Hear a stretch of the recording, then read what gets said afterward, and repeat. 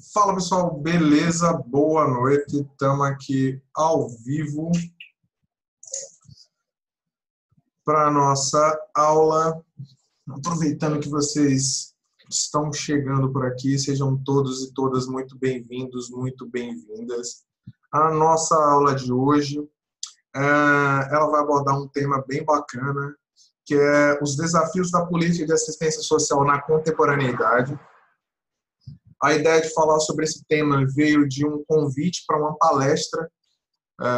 Eu fui convidado para falar sobre esse tema na Secretaria Municipal de Assistência Social de Aracaju, capital aqui do meu estado, Sergipe. E eu achei um tema bastante pertinente para a gente estar abordando, para a gente estar trazendo para o debate. Então, hoje, nós vamos falar sobre esses desafios, né?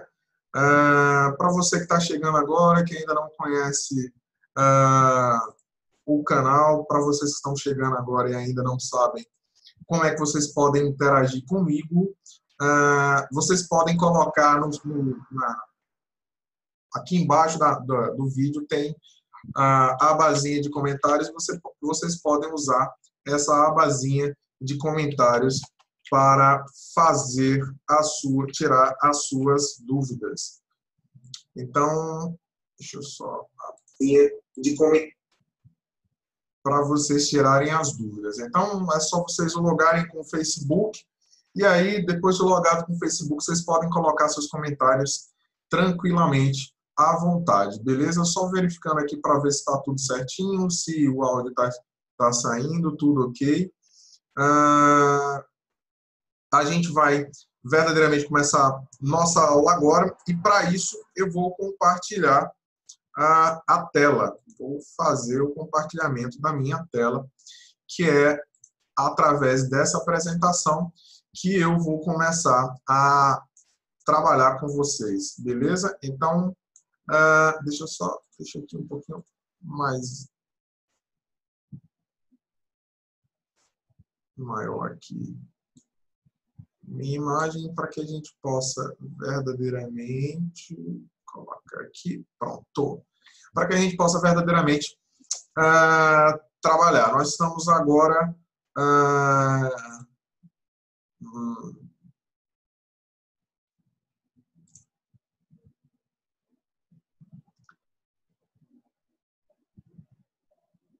pronto, show de bola, tá aqui então.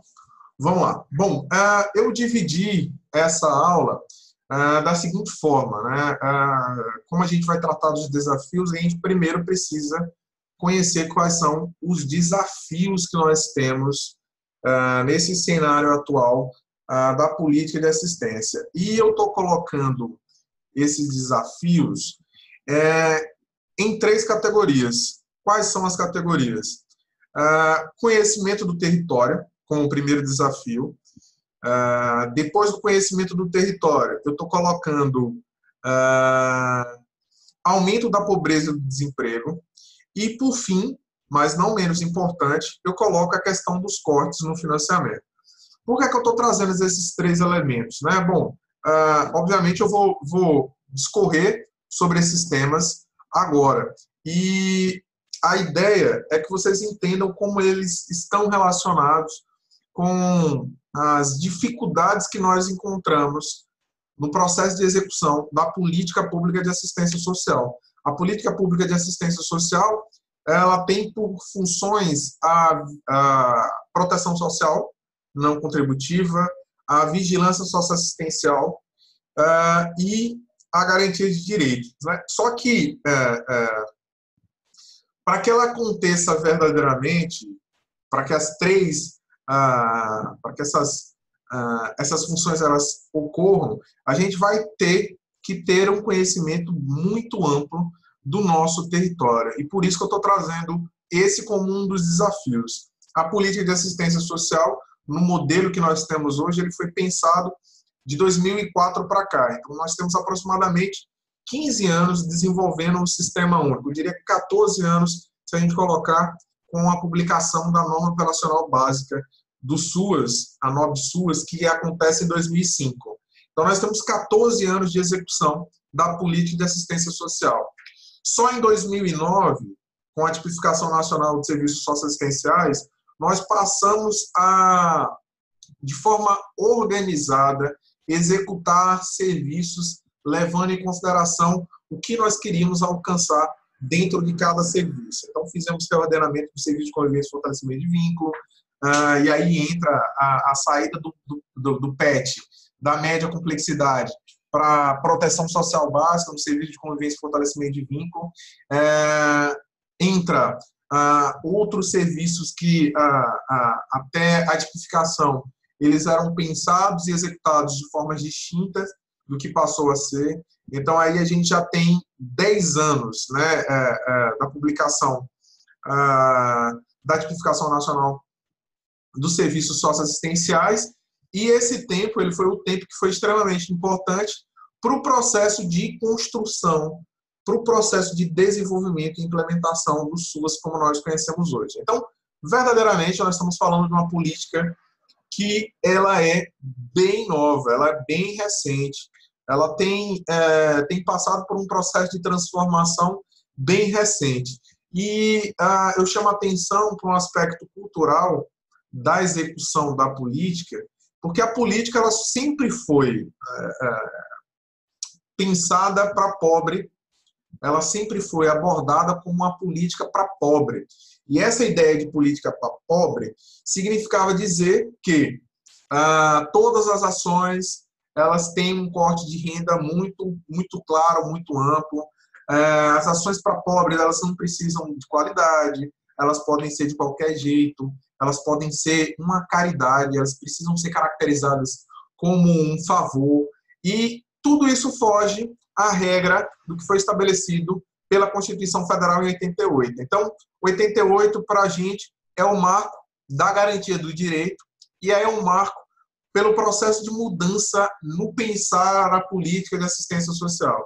Então, a partir de 88, a gente começa a ter uma perspectiva diferente para a política de assistência, e essa perspectiva diferente para a política de assistência, ela foi se consolidando ao longo do tempo, né? E apenas em 2004 a gente tem a Política Nacional de Assistência prevendo o Sistema Único de Assistência Social, que é aprovado no ano seguinte, 2005. E aí a gente começa a ter marcos regulatórios que regulamentam a execução da política de assistência social. Por que eu estou fazendo esse preâmbulo? Porque é extremamente importante a gente entender que nós estamos no desenvolvimento, na execução de uma política nova e que já passa por sérios problemas, né? Que já enfrenta sérios problemas. Antes, o problema era reconhecer como direito. A gente conseguiu reconhecer como direito na Constituição de 88, depois na Lei Orgânica da Assistência Social em 93, mais recentemente, em 2011, nós fizemos uma alteração que inserimos o Sistema Único de Assistência Social dentro da LOAS, né? Essa alteração foi dada pela Lei 2.435. Então, a gente viveu esse processo de legitimação da política de assistência social com direito, e agora que nós estamos vivenciando é um fluxo contrário, na verdade, uma via contrária a esse processo de formulação da política de assistência, de garantia da política de assistência como direito para quem dele necessitar, né? Isso tem repercussão direta com as ações que estão sendo tomadas pelo governo federal, mas também tem responsabilização dos governos estaduais e dos governos municipais. Por isso que quando a gente fala de desafio da política de assistência social, a gente não pode deixar de lado alguns aspectos que são propriamente do município, e o conhecimento do território é um deles. Então, entrando aqui em conhecimento do território, quando a gente vem falar em conhecimento do território, deixa eu só dar um zoom aqui para ver se aumenta aqui o tamanho e fica mais fácil para vocês verem. Quando a gente entra na perspectiva do conhecimento do território, nós temos 4 itens, 4 pontos para a gente abordar. O primeiro ponto é a ausência da vigilância socioassistencial. Boa parte dos municípios não tem implantado um setor de vigilância socioassistencial. E por que é que esse setor ele é vinculado ao conhecimento do território? Você pode me perguntar, bom, mas o equipamento que está no território é o CRAS, é o CREAS, é o abrigo, então ele não é o responsável pelo conhecimento? Sim. Cada equipamento ele é responsável pelo conhecimento do seu território, da sua área de abrangência. Só que a vigilância socioassistencial, a equipe da vigilância, ela é responsável por fazer a gestão da informação, o conhecimento do território no sentido mais amplo, né? Então, parte da vigilância socioassistencial, a construção do que é o território para o município, do que é o território para a assistência social. E quando a gente fala de conhecer o território, nós estamos falando de conhecer integralmente esse território, identificando quais são os locais onde ocorre os maiores índices de violação de direito, quais são os tipos de violação de direitos que são cometidos dentro de cada região, como a gente pode articular, interagir com essas regiões, com essas localidades. Levando em consideração esse processo, a gente vê que a ausência da vigilância socioassistencial, ela vai prejudicar, sem sombra de dúvida, o conhecimento do território.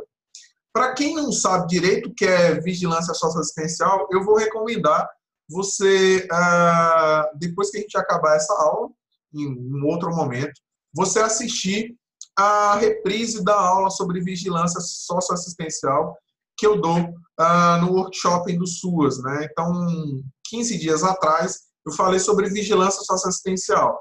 Então, você pode rever essa aula.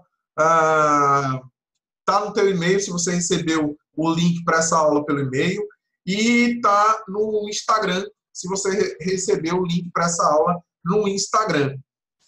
Então, é extremamente importante você ter noção, ter conhecimento do que é a vigilância socioassistencial.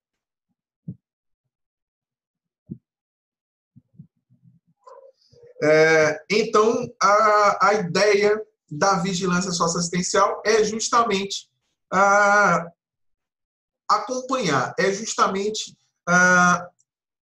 perceber como a gente consegue fazer com que cada território ele possa mudar, ele possa passar por um processo de transformação através da nossa intervenção. Vai ser a vigilância socioassistencial que vai potencializar a construção do Plano Municipal de Assistência Social, dos planos de ações da assistência social,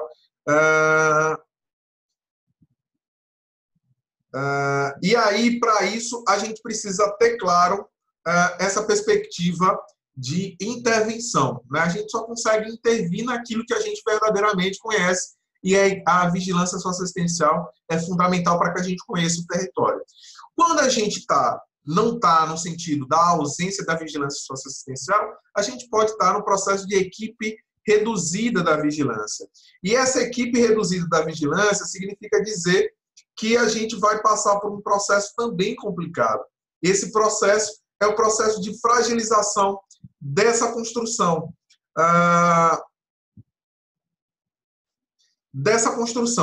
E a vigilância ela é fundamental dentro do papel de possibilitar a identificação dos locais de maior incidência de vulnerabilidades, de maior incidência de risco, para que a gente atenda aquela população dentro daquilo que é necessário.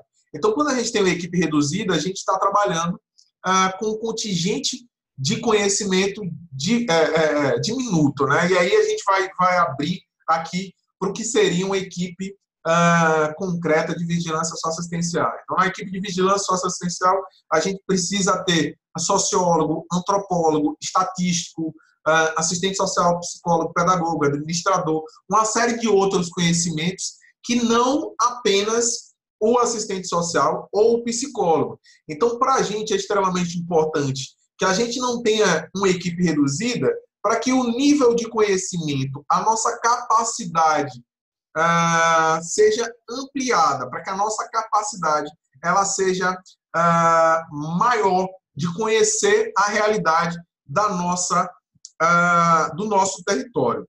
E tem um outro problema, é que muitas vezes, além da equipe ser reduzida, a equipe é reduzida e, para além de ser reduzida, ela fica fechada no mundo dos dados, das informações quantitativas, e elas esquecem da articulação com as proteções, proteção básica e especial, que é onde estão acontecendo a execução dos serviços. Então, via de regra, quando a gente tem a fragilização da vigilância socioassistencial, nosso conhecimento sobre o território, ele passa a ser reduzido. E quando a gente reduz o nosso conhecimento sobre o território, nossa capacidade de intervenção sobre ele diminui. Então, sem sombra de dúvida,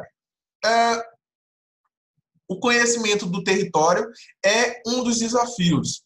A gente já avançou em determinadas atividades, então, praticamente, todo município brasileiro tem execução da proteção social, seja ela no nível básico ou no nível que já inclua a proteção social especial de média ou alta complexidade, mas a gente já tem a proteção já assegurada. Então, uma das funções está assegurada. A gente não sabe qual a qualidade está sendo assegurado, porque sem a vigilância socioassistencial, que é uma outra função da assistência, nosso trabalho ele acaba sendo fragmentado. A gente acaba apagando fogo, ou seja, agindo de forma proativa, de forma reativa e não de forma proativa. O que é que isso implica? Implica uma proteção social básica, que tem por perspectiva a prevenção, não conseguir prevenir a violação de direitos.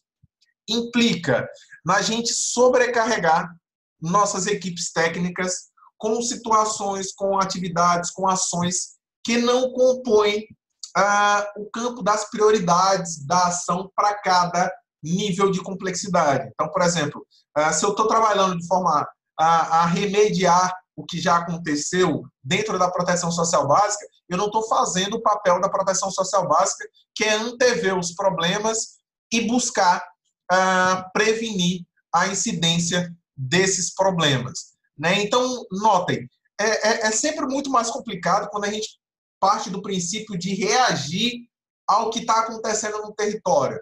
Né? Quando a gente tem estabelecida a função da vigilância socioassistencial no município, esse processo muda.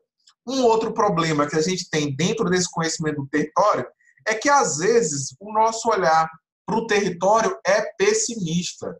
Né? O ser humano ele tem consigo essa capacidade de enxergar os lados negativos de forma muito mais fácil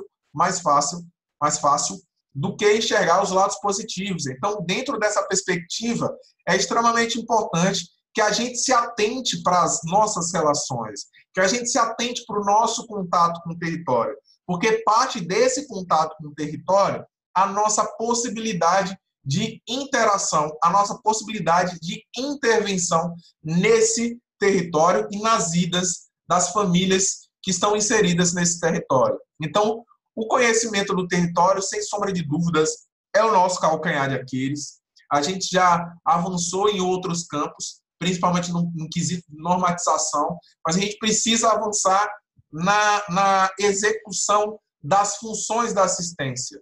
Né? Então, a gente só vai conseguir verdadeiramente garantir direitos, ter proteção social não contributiva com qualidade, no momento em que nós verdadeiramente estivermos com a vigilância socioassistencial implementada no município. Volto a falar, se você ainda está em dúvida sobre o que é vigilância socioassistencial, você pode voltar na aula do workshop, né, na aula 3. Né?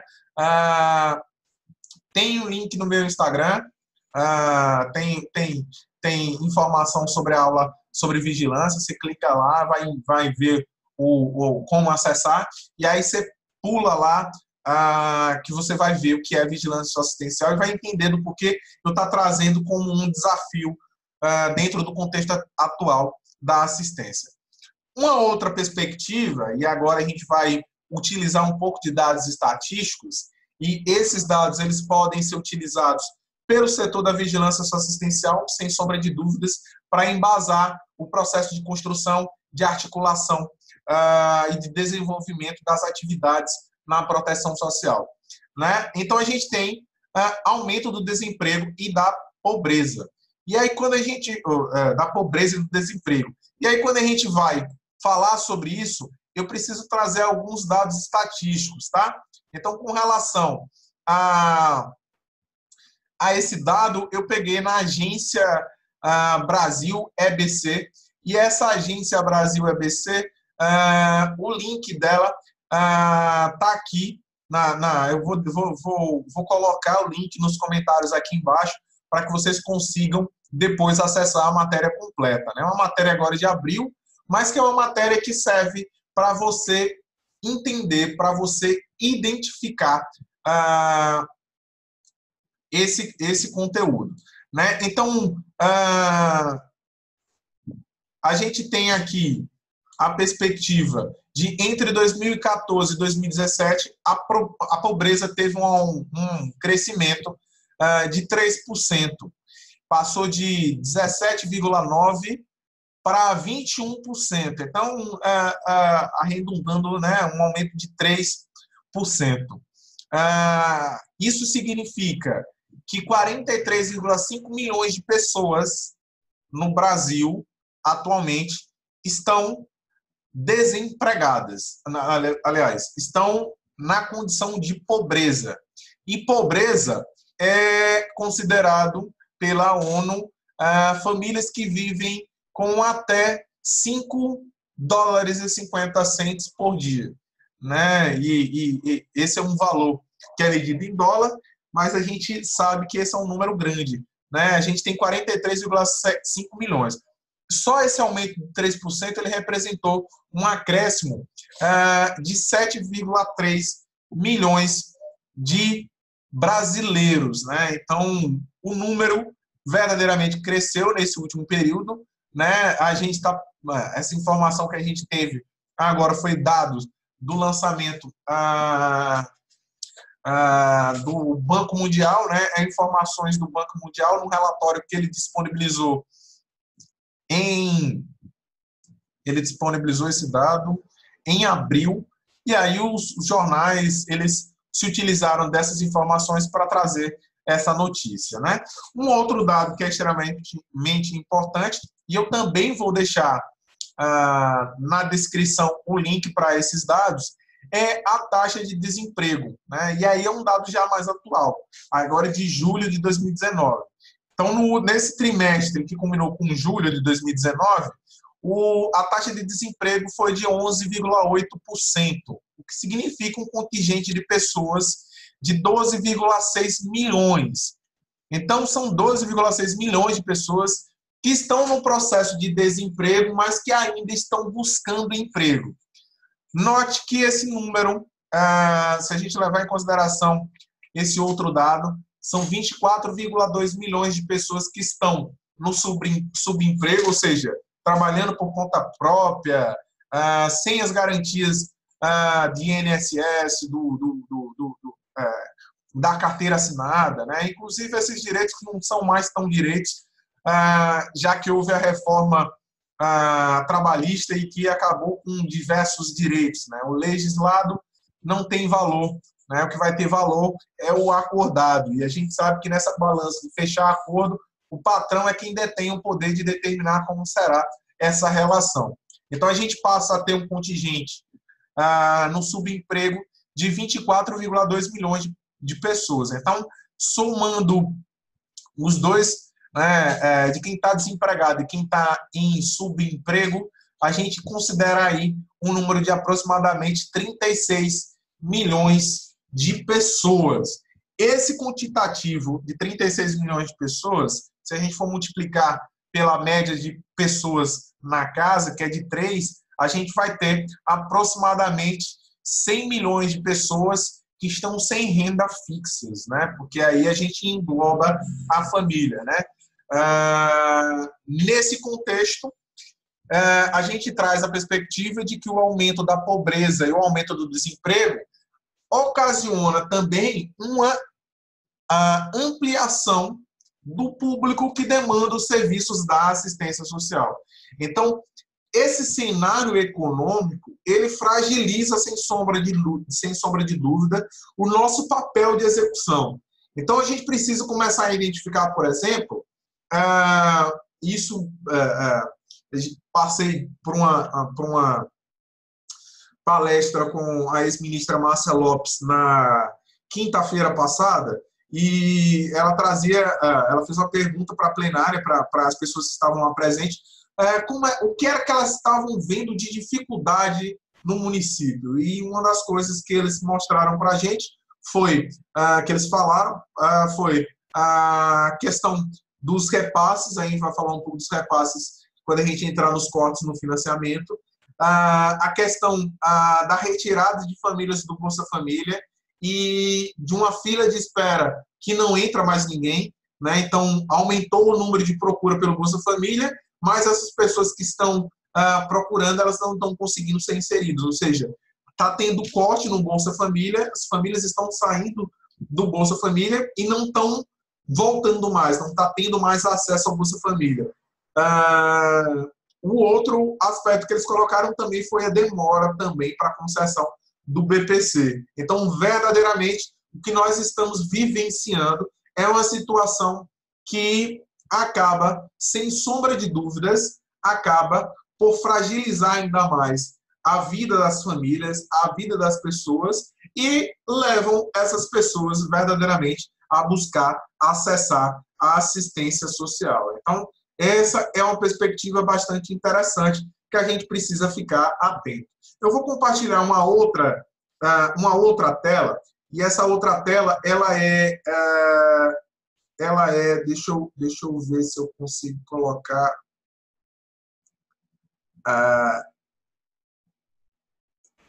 aqui. Bom, acho que assim fica tranquilo. Aqui a gente está vendo verdadeiramente a perspectiva do seguinte, né? Nós temos a taxa de desocupação para pessoas com 14 anos de idade ou mais. Notem que ela começa no trimestre de fevereiro, março e abril de 2015, com 8%, e de lá para cá nós vemos um crescimento vertiginoso, né? Então, a gente teve o pico dessa crise no trimestre de 2017, maio, junho e julho, onde ele se aproximou dos 14%, era 13,8%, salve engano, e atualmente, no último trimestre, maio e julho de 2019, ele atinge o patamar de 11,8%. Então, verdadeiramente, esse é um ponto que ele é complicado. Ele é um ponto que traz para a gente a perspectiva de que esse cenário ele muda, sem sombra de dúvida, de forma, né? Então, vamos voltar aqui para compartilhar a tela, que a gente vai passar, então, agora para o nosso terceiro, mas não menos importante, item, que é o item dos cortes no financiamento. Quando a gente fala de cortes no financiamento, a gente está falando, obviamente, dos cortes que vêm sendo realizados no Fundo Nacional de Assistência Social.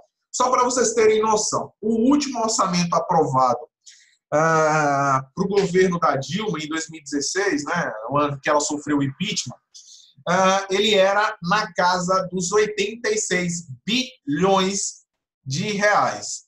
O orçamento para assistência naquele ano era 86 bilhões de reais. A projeção para o ano de 2019, esse ano que nós estamos, era de que nós tivéssemos no Fundo Nacional de Assistência algo em torno de 98 bilhões de reais. Esses eram os valores previstos para esse ano, levando em consideração que essas projeções são feitas a partir do plano plurianual, né? O plano plurianual ele é aprovado no primeiro ano de gestão, então foi aprovado em 2015 e ele vai até o primeiro ano de gestão do mandato subsequente. Então, ele seria de 2015 a 2019. Então, estaria valendo nesse ano essa previsão orçamentária de 98 bilhões. Em 2016, após impeachment da Dilma, Temer sanciona uma emenda constitucional que congela os investimentos. E, ao congelar os investimentos, não é que ele parou, estacionou naquele valor e a gente vai ficar utilizando os 86 bilhões que tinham, não. É referente ao executado. Então, se você orçou 86 bilhões, mas no ano você só conseguiu gastar 60 bilhões, você só vai ter de orçamento para o outro ano o que você conseguiu gastar no ano anterior, 60 bilhões. Então, o orçamento que era para ser de 98 bilhões em 2019, ele é de pouco mais de 50 bilhões. É um corte de praticamente 50% no orçamento. Esses cortes, eles objetivam um enfraquecimento da política pública, eles objetivam um enfraquecimento do papel do Estado na manutenção das políticas públicas e ele tem como objetivo principal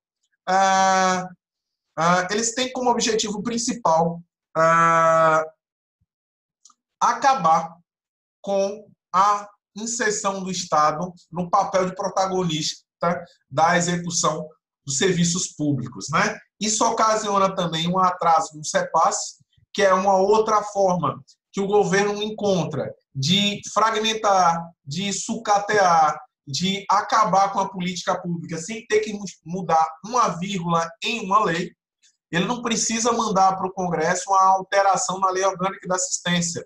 Ele só precisa fazer o que ele vem fazendo, que é desfinanciar a política de assistência social. E até por isso, o tema da Conferência Nacional Democrática de Assistência Social é exatamente assistência social, direito do povo com financiamento público e participação social, entendendo que não há condição de executar uma política pública sem orçamento público. A outra questão é a ausência ou falta de repasses também no nível estadual. Muitos estados se encontram em situação de crise financeira gritante, né? Muitos deles recorrendo a empréstimos a organismos internacionais para poder pagar servidor, e nessa mesma junta de problemas acaba ou atrasando os cofinanciamentos ou realizando os cofinanciamentos com os municípios de forma precária, fragilizada, de forma parcial, atendendo apenas alguns dos serviços que são ofertados nos municípios e deixando os municípios sem o amparo que é assegurado através da LOAS, né, que é do cofinanciamento nas 3 esferas de governo. Então, isso, sem sombra de dúvidas, é um desafio, porque faz com que os municípios comecem a pensar em como vão poder executar os serviços de forma a contemplar a qualidade na execução desses serviços com os cortes e atrasos nos repasses. E uma outra perspectiva é que, durante um bom período, os municípios navegaram na onda da certeza do cofinanciamento. Essa certeza era tão grande que os municípios começaram a utilizar os recursos repassados pelo governo federal como fonte para pagamento dos funcionários, dos servidores, né? Desobrigando o município, de forma indireta, de arcar com as despesas de manutenção dos serviços. Isso culmina, obviamente, com o processo de precarização da execução de serviços, culmina, por exemplo, com o fechamento dos serviços, porque não tem mais recursos financeiros do governo federal para pagar os servidores, e aí o município acaba não assumindo para si a responsabilidade nesse processo de cofinanciamento. Então, é extremamente importante para a gente entender que a nossa relação entre cofinanciamento municipal e execução direta pelo município dos serviços, ela é verdadeiramente a via que tem a condição de manter. Ou o município toma para si a responsabilidade da manutenção dos serviços, entendendo que esse é um serviço tão obrigatório quanto a educação, embora a educação e saúde tenham rúbricas específicas, né? Você tem amparado em lei a obrigatoriedade de repasse das receitas municipais na casa de 25% para a educação e de 15% para a saúde. Na assistência, há uma briga antiga para que a gente estabeleça também um percentual mínimo de investimento que obriga os municípios a fazer esse investimento na política de assistência. Mas não temos, em absoluto, nada garantido, nada assegurado. Então, quando nós não temos garantias da execução do serviço, a gente acaba fragilizando essa execução e a gente passa a não perceber, a gente passa a não vislumbrar verdadeiramente a execução da política de assistência social como ela deveria ser, de forma continuada, atendendo dentro de cada nível de complexidade, com os serviços estabelecidos e sendo verdadeiramente executados. Bom, vamos agora dar um pulinho aqui, deixa eu fechar esse compartilhamento que a gente já acabou com o conteúdo, e a gente vai passar agora, obviamente, para identificar se a gente tem perguntas aqui no site. Eu vou aproveitar para colocar aqui no site também os links que vão direcionar a gente para as matérias que eu citei aqui na nossa publicação. Então, vamos que vamos. Deixa eu pegar aqui rapidinho. Foi aqui, não, desemprego. Pegar a anotação aqui, que aí eu já coloco as duas fontes, que aí fica mais fácil. Aumento da pobreza nesse link. Bom, tá aí embaixo o link. Só clicar nele e ir direto para o perguntas. Deixa eu dar uma olhada aqui no WhatsApp também, que eu disponibilizei o número do WhatsApp para quem tiver interesse em fazer pergunta. É o 79981033838. Você pode mandar sua pergunta também pelo WhatsApp. Deixa eu ver se aqui nos grupos a gente tem alguma pergunta. Beleza. Sem ninguém por aqui, a gente não está tendo perguntas. Tatiana está perguntando aqui, professor, quais os profissionais que podem compor a equipe mínima da vigilância? A gente tem antropólogo, sociólogo, estatístico, assistente social, psicólogo, administrador. Verdadeiramente, esses são os que podem compor, mas vocês podem trabalhar também com outros que vocês sintam a necessidade para fins específicos. Por exemplo, vocês podem ter um analista de sistemas, se vocês estiverem fazendo o processo de construção de um sistema para o município que vai acompanhar, vai monitorar isso. Então, ele pode estar inserido também na equipe, que ele vai te dar embasamento tecnológico de como construir, né, a melhor forma de construir. Na equipe que eu coordenei de vigilância, nós tínhamos analista de sistema, nós tínhamos filósofo, nós tínhamos quem mais? Assistente social, psicólogo, tínhamos pedagogos, a gente tinha uma equipe bacana. Mas isso lá 2011, 2012, uma coisa assim. Então, verdadeiramente, dá para a gente trabalhar com um número bem amplo de pessoas, de profissionais. Bom, aqui no site não tem comentários, então eu vou fazer o seguinte, a gente vai terminando por aqui e a gente se vê na próxima semana, lembrando que todo domingo a gente tem esse encontro marcado aqui.